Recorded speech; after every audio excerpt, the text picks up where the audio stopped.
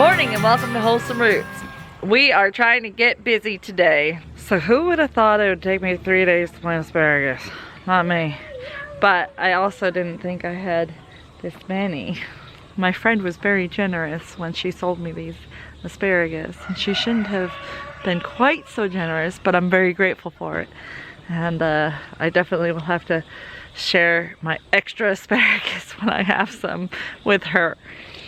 So this bed right here has all been planted and buried. So I got that done during the rainstorm on Sunday. And then I got these laid out and half buried. So what I did is see how this row here doesn't look as deep and this looks deeper.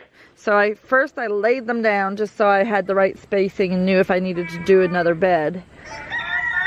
And then I picked them up and dug the trench deeper so that they would be buried 3 inches deep. So then I take the hill in the center and I just go like this and cover them up and make sure that everything is buried well. And so I'm just gonna go down the whole path doing that and covering them all with a couple of inches of soil. And then when I water it in, more soil falls in from the sidewalls. So it makes sure that it's nice and deep and well planted. And then after I see some growth coming up, I'm gonna add more compost on top as well. And I actually think what I'm going to do is something that I think would work in a very good permaculture type way. So what I did in my old asparagus bed that didn't turn out so well, not because of what I did, but because of what I didn't do. I didn't weed it and the clover grew in. So it still has asparagus, but it's covered in clover, perennial clover. So it's kind of hard to get out. I've worked on it, but not enough. So this is gonna be my really well-maintained asparagus bed, right? It will. You guys hold me to it, okay? If you see it getting weedy, then you say something in the comments and you tell me to weed my asparagus bed. But I'm gonna actually mulch it really well so that I hopefully won't have a weed issue. So what I did over there in the other garden by the house with the 40 asparagus crowns that I planted is I planted strawberry checkerboarded on top of the asparagus bed, and it worked great. And I will do that again when I get strawberries, but I don't think I'm gonna get any strawberries until the fall. But what I'm gonna do for my summer crop is a summer annual that I think if I plant right down the center of the row in the shallowest part of the ditch, I'm gonna plant my baby celery plants that I got. And because celery has to also be covered as it grows in order to stay white on the stalk. So I think that's gonna work out perfectly, don't you? I love permaculture and making things work together as a team. It's so much fun, so much fun. So anyway, I better get busy because I feel it drizzling. I love the rain, I'm so glad it's here, but it's right when I'm trying to plant. Oh, it's a beautiful sight. We have 3 new beds completely finished. They just need to be mulched. And we have 300 asparagus crowns. That's 150 more than I had planned on, so it took me a little longer and a little more space. But I'm super happy about that.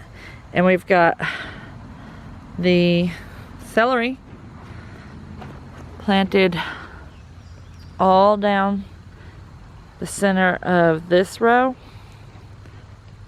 all down the center of this row, and halfway down the center of this row, and then we switched to spinach when we ran out. Still got a lot of work to do out here, but we'll get it done piece by piece. Hopefully we can just get a good crop in this year and harvest a bountiful harvest. Hi guys, you didn't have to all come running to see me. I was just coming out to get a quick recording of the babies. I know everybody's probably missing them. We have been busy gardening for 3 days and I miss my goats. I know they miss me. They came running out here. They're so cute. I just love them. Sweet. Fancy's doing well. Her little bucklings are doing well. She's had a little case of diarrhea, but that's kind of normal after kidding. It's a little bit more than I like to see, but I'm giving her the herbal dewormer. And the babies aren't having any diarrhea, so they're good. And we'll be burning horns on the first 2 Nubians that were born here any day now, as soon as we have a chance. And we are going to be banding the testicles of Cookie and Toot Sweets before they go to their new home. So I need to hurry up and do that because Martha's ready for them. She says, I'm ready. Where's my baby goats? When are they coming? So we'll go ahead and do that. And Chaos right here may be trying to surprise us.